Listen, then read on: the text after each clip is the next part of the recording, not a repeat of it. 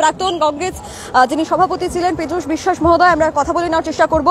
আজ আপনাদেরই সঙ্গী আশিস কুমার সাহা, ওনার সমর্থনে আপনারা যাচ্ছেন, কি বলবেন যে এই সমর্থনটা ভোট বাক্সে কিভাবে পড়বে?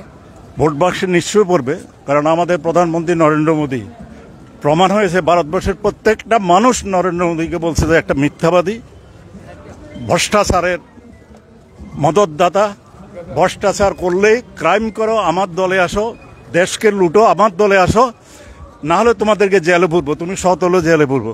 এখন নরেন্দ্র মোদীর সঙ্গে আছে ভারতবর্ষে Narendra Modi, CBI, ED, enforcement, দেশের মানুষ নেই। আর ইন্ডিয়ার সঙ্গে আছে ভারতবর্ষের মানুষ। লড়াইটা হচ্ছে দুইটা জোট এনডিএ, মানে Narendra Modi, CBI, ED, enforcement versus India, that is people of India. ওনার নির্বাচনে হাসছেই মানুষ।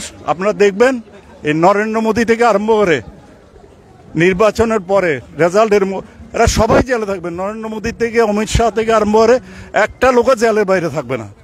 করাপশনের জন্য নরেন্দ্র মোদী থেকে সবাই জেল খাটবে। এখন সবাইকে আপনি যে কেজরিওয়াল আপনারা দেখেছেন একটা কো-অ্যাকিউজডের স্টেটমেন্টে, আমি একজন ক্রিমিনাল লয়ার, সিনিয়র আইনজীবী, কো-অ্যাকিউজডের স্টেটমেন্ট কোনোভাবেই ইউজ হয় না যদি না এটা জুডিশিয়ালি রেকর্ডেড হয়।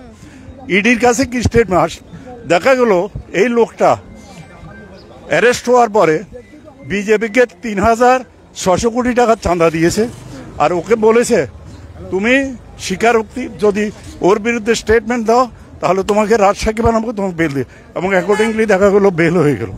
এরকম একটা করাপ্ট লোকের স্টেটমেন্টের ভিত্তিতে আজকে নরেন্দ্র মোদীরা মানুষকে এটা করে। অথচ ভারতবর্ষে দেখুন হিমন্ত বিশ্ব শর্মা, উনি ওনার ফ্যামিলি ছেলে হাজার হাজার কোটি টাকার কেলেঙ্কারিতে জড়িত।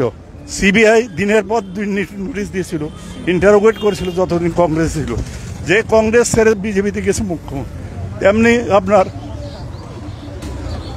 আপনার মহারাষ্ট্রের ডেপুটি চিফ মিনিস্টার অজিত পাওয়ার ৭৪ কোটি টাকার, ১,০০০ কোটি টাকার কেলেঙ্কারি পার্লামেন্টে দাঁড়িয়ে অমিত শাহ বিবৃতি দিয়েছেন যে ওকে কিছুদিনের মধ্যে জেলে নেওয়া হবে। দেখা গেল সে চলে গেল বিজেপিতে, তার সমস্ত কিছু চাপা পড়ে। এবং আমরা দেখলাম এবারের বার অ্যাসোসিয়েশনের নির্বাচনে ক্ষমতার বিরোধীদের কাছেই থাকলো, সেটা কি ইঙ্গিত করছে? দেখুন, শো তো করেছিল বিজেপি অফিসে, সমস্ত লয়ার, বেশিরভাগ লয়ার বিজেপি। ভোট দেওয়ার যদি পরিবেশ থাকে, ইতিহাস সৃষ্টি করেছে ত্রিপুরা বার অ্যাসোসিয়েশন। আগে 10 থেকে বড় ভোটের 20 ভোটের ব্যবধানে নির্বাচন হাতজি হতো, এইবার ব্যবধানটা হয়েছে 165 ভোট। কল্পনা করতে পারেন? এবং সেটা এখানেও দেখবেন প্রতিফলিত হবে, মানুষ সুযোগ পেলে মানুষ বিজেপির বিরুদ্ধে ভোট দেবে।